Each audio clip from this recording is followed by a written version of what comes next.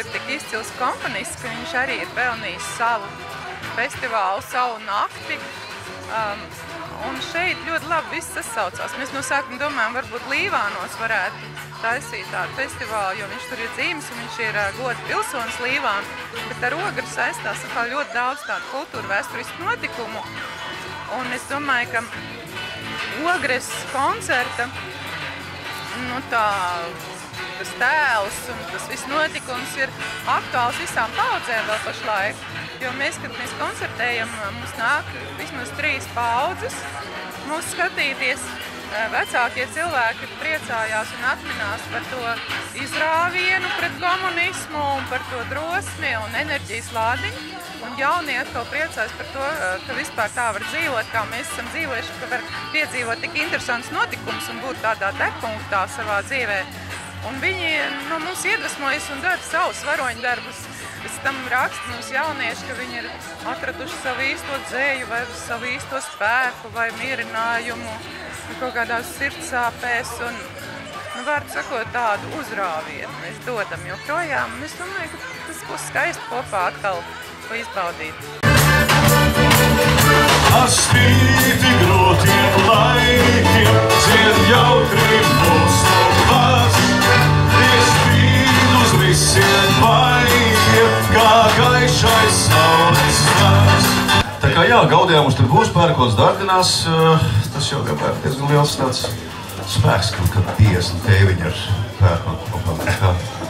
Tā kā laipni lūgti visi. Paldies Raimondam, jo Raimonds bija pamucis mazliet uz dažām nedēļām, un tad man bija liels prieks atkal piedalīties pērkona koncertos, nevis tādos īpašos svētku koncertos, tādos īpašos notikumos, kāds būs notikums Ogrē, Kulako nakts, bet tādos, ja drīkst tā teikt par koncertiem, tādos ierindas koncertos, tādā braukšanā kopā visiem vienā busiņā, kur tev krīt uz galvas ģitāra un pastiprinātājs, un kāds noteikti nokavēja, jā. Un tas viss, jā, tie garie gadi, jā, tie pagāja vienā sekundē. Ogri ir slavena ar to, ka tur ir Latvijā vairāk lielu skandālu notikuši. Viens no tiem ir šis, kas notika pirms 30 gadiem, tas gan nebija augustā, tas bija jūlijā, bet mēs tā atvaļinājām laiks un nekā nevarējām salasīties. Pie tam 22. ir labs, tas ir 23. priekšvakars, jā. Tātad naktī būs Baltijas ceļš atkal. Viens no mūsu klases biedriem mācēja tajā laikā šūt tāds moderns biks, viņš bija tāds balināts ar kabatām. Laikam tāpēc mēs stacijas laukumā izkāpjot no vilciena tā labi izcēlāmies un tikām arī līdz ar to paņemti, teiksim, ciet. Kas vēl atmiņās? Protams, viena lieta jau bija tas, teiksim, ja, kas tika darīts šajos vagonos. Otra lieta tā, ka ļoti diezgan liels uzsvars, teiksim, ja, visās tajās nakts pratināšanās tika likts uz to, teiksim, kādas dziesmas mēs tur dziedājām un kā tur. Jo sākumā mūs tā kā pratināja milicijas pārstāvi, pēc tam jau bija pilsoņi uzvalkos, teiksim, ja, un tā. Īsumā tā, mammai darbā bija nepatīkšanas jau no paša rīta. Skaidrs, ka viss ir mainījies dzīvi, mainās dzīvi, iet uz priekšu, protams, ka uz vietas nekas nepaliek. Un paliek tās dziesmas, jā, tās gan nemainās. Varbūt esat pavērojuši, ka mēs 30 gadus spēlējam vienu un tas pašas gabals. Un spēlēsim līdz katru malai vienas un tos pašas gabalus. Tāpēc, ka es uzskatu, ka tā mūzika viņa ir absolūta, jā, un viņa nav jāuzlabo, viņa nav jāuzfrišina vai jāmodernizē. Tāda, kāda viņi ir, man viņa patīk tieši tāda, kāda viņi ir. Un tā dzeja, jau dzejnieki, jau daudzi no tiem dzejniekiem vairs nav mūsu vidū, ja, bet tā dzeja paliek un dzīvo. Un mums tā dzeja jādod tālāk jaunai paaudzei, tā es domāju.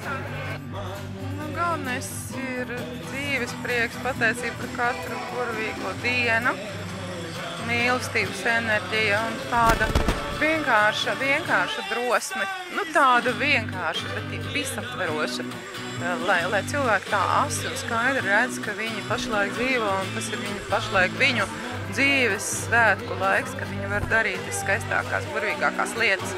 Un to mēs arī gribam iedvest visiem.